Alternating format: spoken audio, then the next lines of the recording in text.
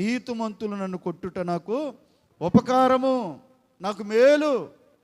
దైవజనుడు నన్ను హెచ్చరించట నాకు మేలు. దైవజనురాలు నన్ను గద్దించటం నాకు మేలు, నాకు క్షేమము. నా తల్లి తండ్రి, నా గురువు, నాకు చదువు చెప్తున్న గురువు నన్ను హెచ్చరించట, బోధించటం, గద్దించడం నాకు మేలు అనుకున్నవాడు ఖచ్చితంగా బాగుపడతాడు. నువ్వు ఆమె నన్న అనుభవం పర్లే. హల్లెలూయా. బాబో ఈ దెబ్బలకి ఇలా తల్లిదండ్రులు ప్రేమించట్లేదు, కొట్టే అందరూ స్కూల్ టీచర్ కొట్టే అందరు, ఇటేమో పాస్టర్ గారు గద్దించి అందరు చర్చిలోకి వెళ్తూ నన్ను చెప్పండి నన్ను వాక్యం ద్వారా హెచ్చరిక చేసేస్తున్నాడు, నన్ను గద్దిచ్చేస్తున్నాడు. అబ్బా నేను ఉండలే, అందుకే నేను మానేసిన ప్రార్థన. అబ్బా మరి పరలోకం వెళ్ళాలంటే రాగానే ఏసీ ఆన్ చేసి ఫ్యాన్ వేసి అమ్మగారు కూర్చొని మిన్నవాళ్ళు ఆడుతాడు, పాలు తాతాడు. ఓకే అమ్మ మీకు ప్రార్థన చేయమంటారా? మీ ఇష్టమైతే ఏమైనా ఒక్క మాట చెప్పనా, అది మీకు అనుకూలమైతే మిమ్మల్ని మొలక చెట్టు ఇచ్చే మాట చెప్పనా అని చెప్పి పంపితే మా పాస్టర్ గారు ఎంత మంచివాడు తెలుసా, మా పాస్టర్ గారు ఎంత మంచిది తెలుసా. హల్లెలూయా. కానీ ఎక్కడే ఉంటాము, నరకానికి పోతాం. యోహాను ఏం చేశాడు? ఇలా చూడాలి. యోహాను ఏం చేశాడు? ఎలా చేశాడు? డైరెక్ట్గా, ఇండైరెక్ట్గా చేయలే, డైరెక్ట్గా ముఖాముఖిగా, పాము సంతానమా, సర్ప సంతానమా, పాము పిల్లలారా, చెట్టుని ఏరున గొడ్డలి సిద్ధంగా ఉంది, మారు మనసు పొందితే సరే, పొందకపోతే పోతారు నరకానికి అన్నాడు. నేనై నిలబోధిస్తున్నాను, నీటితో బాప్తిస్మం ఇస్తాను మీకు, కానీ నాకంటే నా వెనక వచ్చేవాడు పరిశుద్ధాత్మలోను అగ్నిలో బాప్తిస్మం ఇస్తాడు ఆయన. హల్లెలూయా. మీరు నీటిలో బాప్తిని తీసుకున్న సరిలేనప్పుడు పరిశుద్ధాత్మల అగ్నిలో నీకు బాప్తిస్మం ఎలాగొస్తుంది? ఆయన చెప్పులు ఇప్పుటకు నేను పాత్రను కాదన్నాడు. ఇప్పుడు హెచ్చరిక చేయబడటం వల్ల, గద్దించడం వల్ల నువ్వు ఎంత సరి చేయబడతావో నీకు అంత మేలు. ఇప్పుడు ఎంత కష్టపడుతున్నావు, ఎంత ఓర్చుకున్నావు, ఎంత ఇబ్బంది పడుతున్నావు, చదువుకుంటే ఎంత కరువు వెళ్ళబోతున్నావు, ఎంత నిందలు వెళ్ళబోతున్నావు, ఒక రోజు సంతోషంతో దేవుడు తన కార్యాలు జరిగించును గాక.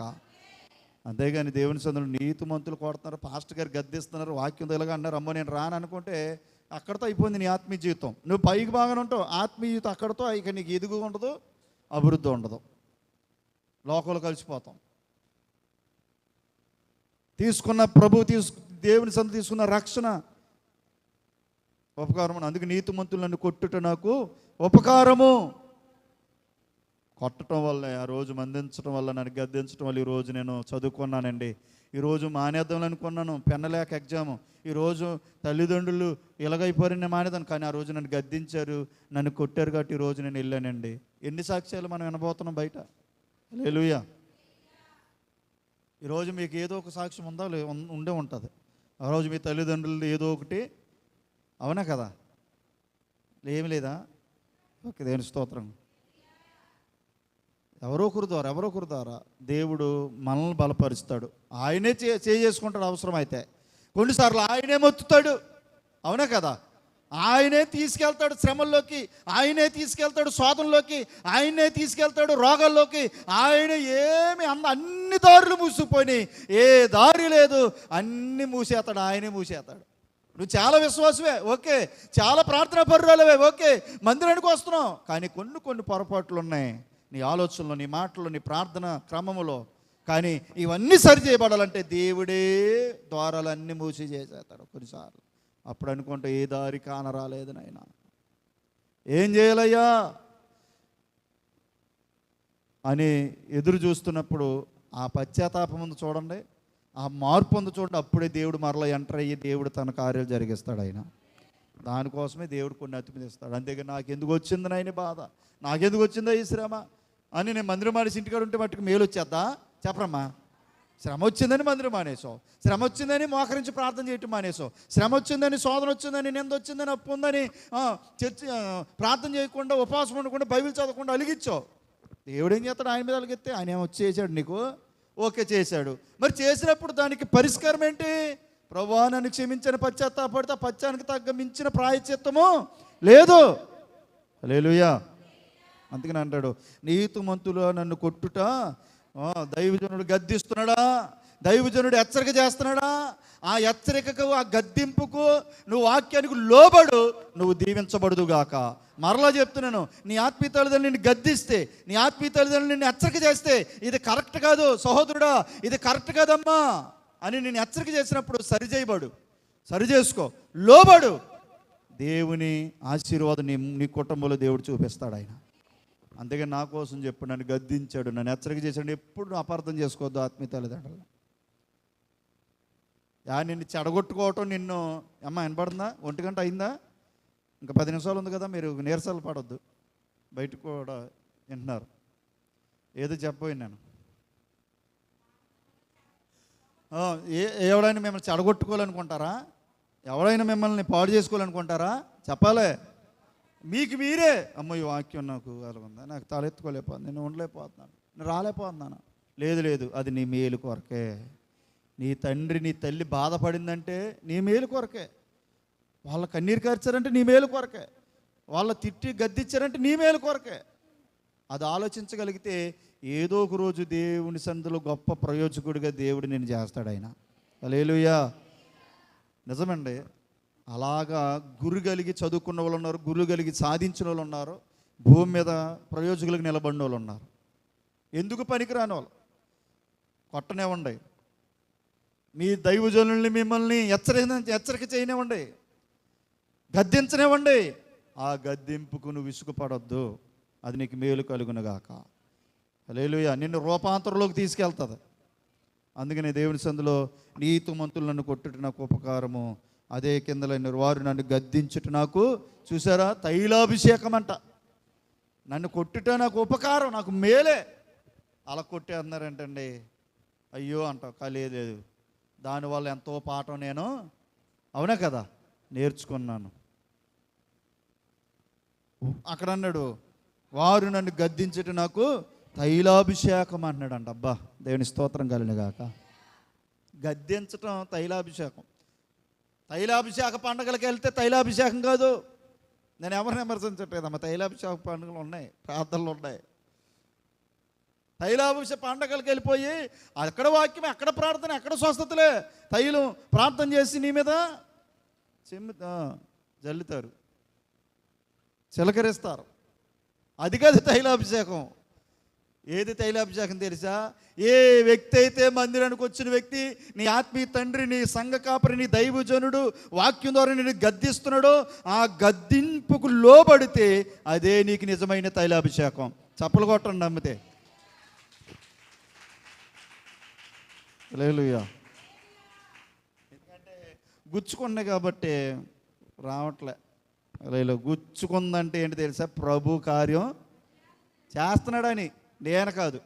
నాటుకుందంటే ఏంటి తెలుసా? పరిశుద్ధాత్మ దేవుడు పనిచేస్తున్నాడు నీలో. ఆమేన్ చెప్పండి. ఏదో ఒక రోజు నిన్ను దేవుడు గొప్పగా చేయబోతున్నాడు, నీ ప్రార్థన ఆలకించబోతున్నాడు ఆయన. హల్లెలూయా.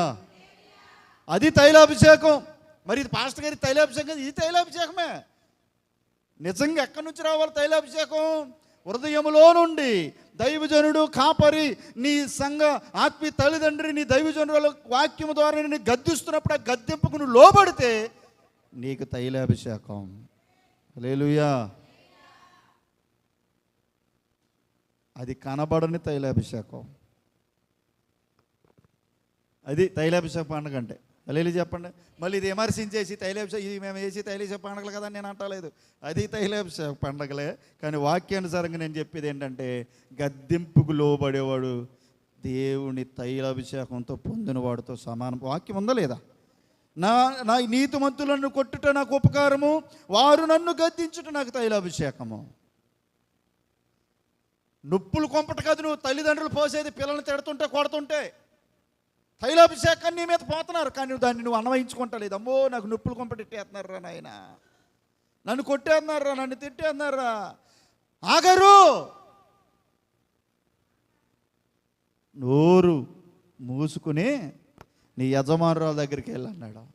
అయ్యో నన్ను హింస పెట్టేస్తుందయ్యా, నన్ను కొడుతుందయ్యా, నన్ను తిడుతుందయ్యా, టార్చర్ తట్టుకోలేపా. లేదు, అదే నీకు తైలాభిషేకం. ఆమెను చెప్పండి అమ్మా. ఈ తైలాభిషేకం అందరి మీదకి వస్తుంది. మీరు ఆ తైలాభిషేకం కావాలన్నారు. ఆ తైలాభిషేకం ట్యాంక్ తెచ్చుకోటి అతలుగా. హల్లెలూయా. హల్లెలూయా. ఓకే, అది పైది పడి కంటే నీకు ఎలాగనిపిస్తుందో తెలుసా?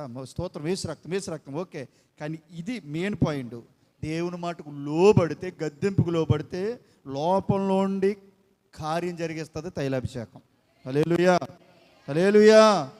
ఏం చెప్పాను నేను? ఆగారు నన్ను హింసించేస్తుందయ్యా సారా, నా యజమానుల దగ్గర నేను ఉండలేను, ఆమె తిడుతుంది, కొడుతుంది, రకరకాలుగా నన్ను టార్చర్ పెడుతుందంటే అణిగిమనుగుండు అన్నాడు దేవుడు. అన్నాడు లేదా? అదే నీకు తైలాభిషేకం. ఈరోజు దైవజనుడు గద్దిస్తున్నాడా? సహోదరి, నీ ఆత్మీయ తల్లిదండ్రులు గద్దిస్తున్నారా? వాక్యానుసారంగా హెచ్చరిక నీ కోసమో చెప్పారనుకుని మందిరాలు విడిచిపెడుతున్నావా? లేకపోతే వేరే వేరే మాటలు వెళ్ళిపోతున్నావా? లేదు, నీకు అది తైలాభిషేకము, అది నీకు ఉపకారము. నీ ఆత్మీయ తల్లిదండ్రులు కానీ, నీ సంఘ కాపరు కానీ, నీ తల్లిదండ్రులు కానీ, నీ గురువులు కానీ నిన్ను గద్దించారా? లోబడు. దేవునికి స్తోత్రం కలుగును గాక. నిన్ను కొట్టారా? లోబడు. వాళ్ళకంటే గొప్పలుగా దేవుడు చేస్తాడు. ఏలియా కంటే ఎలీషా 14 కార్యాలు చేశాడు ఆయన. చెప్పాలి, ఎలీషా 7 అద్భుతాలు చేస్తే ఏలియా దగ్గర శిష్యత్వం చేసిన ఎలీషా 14 అద్భుతాలు చేశాడు ఆయన. అది అంత అభిషేకం. అంటాడు ఎలీషా అంటాడు కదా, అయ్యా నీకున్న అభిషేకం పాలు నాకు దయచేయి అంటాడు. దేవుడు 14 పాలు ఇచ్చాడు ఆయన. ఆమె చెప్పండి, నోరు మెదపావాలి, ఎక్కడ కాదు మనం కాచుకుని ఉండేది. దేవుని స్తోత్రం, హల్లెలూయా. అందుకనే దేవుని సంధిలో మాటలు, పరిశుద్ధాత్మ దేవుడు మాట్లాడుతున్న మాటలు మనం జ్ఞాపం చేసుకోవాలి. గద్దించినప్పుడు మనం లోబడాలి, ఆ మాటను విధేయత తీసుకోవాలి.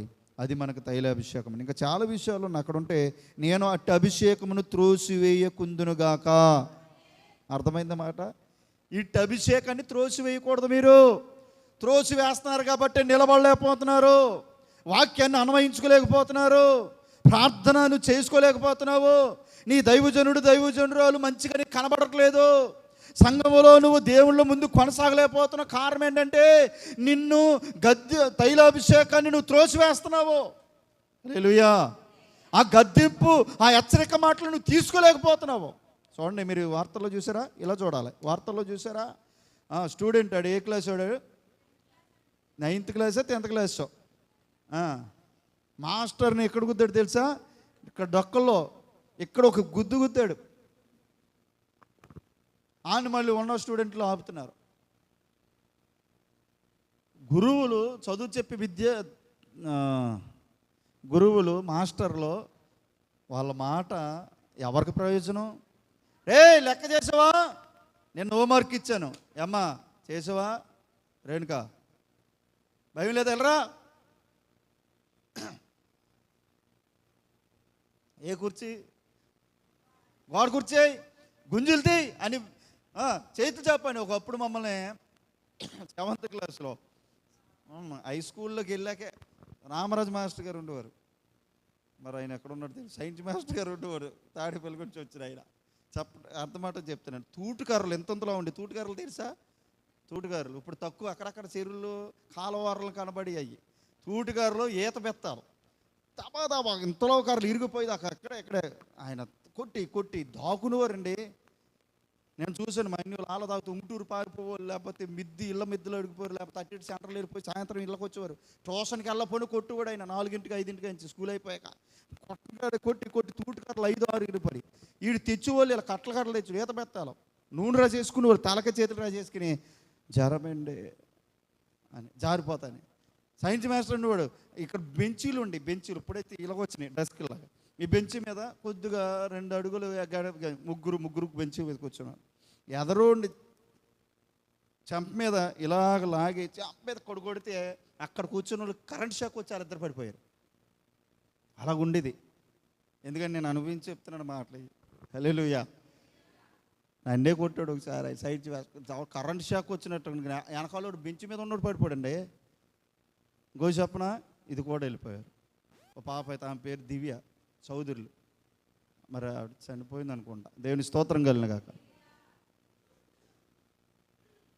ఈరోజు అలా కొట్టకపోతే గురువులు అలాగా లెక్క చేయకపోతే, చదువు వర్క్ చేయకపోతే నిన్ను కొట్టారని వెంటనే తెల్లారిపట్టుకి తల్లిదండ్రులు తీసుకొచ్చేస్తున్నారు. ఈ మాస్టర్ని మార్చేయండి అని నినాదాలు చేసేస్తున్నారు. ఎవరి ప్రయోజనం కొరకు? అదేంటండి పాస్టర్ గారు మరి చచ్చిపోయేలా కొడతారంటే అలా కొట్టకూడదు. గద్దిస్తున్నప్పుడు, హెచ్చరిక చేసినప్పుడు నువ్వేం చేయాలి? వర్క్ చేయాలి. ఏం చేయాలి? వర్క్ చేయాలి, చదవాలి.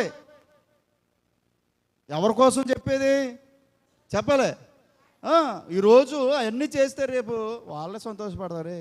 మొన్న స్కూల్లో చదువుకున్నాను, ఇప్పుడు నేను కనపడ్డాను అనుకోండి, ఇప్పుడు గుడైన రమణరావు మాస్టర్ ఉంటాడు, నన్ను చూసి ఈ మెసేజ్ చూస్తూ ఉంటారు. వాళ్ళకన్నా శిశువులకు మించిన గురువులు అవుతుంటే వాళ్ళకి ఎంత సంతోషం. తల్లిదండ్రులకు కూడా సంతోషమే కదా. అవును, గద్దిస్తున్నారు అంటే అది మనకు మంచిది. అందుకని ఈరోజు టీచర్ని చెంప మీద కొట్టేసేవాడు, మాస్టర్ని డొక్కలు గుద్దాడండి. ఆడు 9th క్లాస్ 10th క్లాస్ తెలుసు కానీ వార్తలు అన్నాడు, వాడిని డిస్మిస్ చేయండి, ఆడి స్కూల్లో నుంచి బయటికి పంపేసి జైల్లో వేయండి అని 2-3 మళ్ళీ చెప్పారు. మీరు చూడండి, యూట్యూబ్లోనే వస్తాయి, అన్ని సెల్లోనే ఉంటాయి. మళ్ళీ వాళ్ళ తల్లిదండ్రులందరినీ తీసుకొచ్చేసి ఆడు ఆగుతలేదే మీదకి వెళ్ళిపోతున్నారు 3-4 అప్పున. తర్వాత ఈయన అరెస్ట్ చేయండి, జైలు వేసేయండి, ఆడిని చదువు లేకుండా చేసేయండి అని అంటే తల్లిదండ్రులు ఎంతమంది 10 మంది తీసుకొచ్చి బతుకులాడుతున్నాడు. మళ్ళీ ఇది నిన్న చూశాను. ఇది కౌన్సిలింగ్. ఒకరిని చూసి ఒకడు బ్లేడ్లతో స్కూల్లో పట్టుకుని వెళ్తాం, చాకులతో, పెన్సిళ్ళతో, ఇట్లతో పొడి చేతాం. ఎలా తయారవుతున్నారు అంటే, మాస్టర్ ఏదన్న మాట అంటే చెప్పాలి, తల్లి ఏదన్న మాట అంటే చంపిన వాళ్ళే, తల్లిని చంపేసిన వాళ్ళు ఉన్నారండి. మీరు ఈ వార్తల్లో చెప్తున్నాను, నేను వాక్యం గురించే చెప్తున్నాను. పిల్ల చంటిబిడ్డ పిల్లమ్మ నందిని, రేణుక, మీ పిల్లలు ఎంత వయసు? అదే చిన్నపిల్లలు ఎంత వయసు? 5 నెలలు 6 నెలలు. పేసి పెడతారు పెట్టరా? ఎన్ని నెలల మోసుకన్నారు మీరు? అసలు గర్భఫలం కొరకు పెళ్ళి అయిన కానిచ్చి ఎంత ప్రార్థన చేశారు? చెప్పాలి. మీరు చేశారు, మీరు చేయని మేము చేస్తాం. అలాగ ఉండాలని దేవుడు కోరుకోడు. దేవుని స్తోత్రం. కానీ 5 నెలల పిల్లలు మరి 6 నెలల పిల్లలు తెలియగిన వార్తలు వచ్చిన మాట నేను చెప్తాను. ఇటు చూడండి, ఇంక చూడండి. 2 రోజులు రోజు పేసి పెడుతున్న తల్లి దిండి పెట్టి నొక్కి చంపేసింది. పేసి పెట్టరా? నువ్వు పెట్టలేదు ఎప్పుడును? వార్తలు వచ్చింది పోయిన వారం, యూట్యూబ్లో ఇట్లో వస్తాయి వార్తలు. అవునా? దిండు నిజం. చూడండి, కథలు కాదు ఇవి. ఇసుకిచ్చేందని పేసి పెడుతుందని రోజు. మీకు తల్లప్రదా? చెప్పరమ్మా బాబు, ఈ గోలేంటి పోరేంటో. ఆగస్టు నోట్లో గొడ్లెట్టేసిందంట. 6 నెలల సంవత్సరంలో పిల్ల 7 నెలల్లో. నిజమే, ఇసుకొస్తుంది, చిరకొస్తుంది.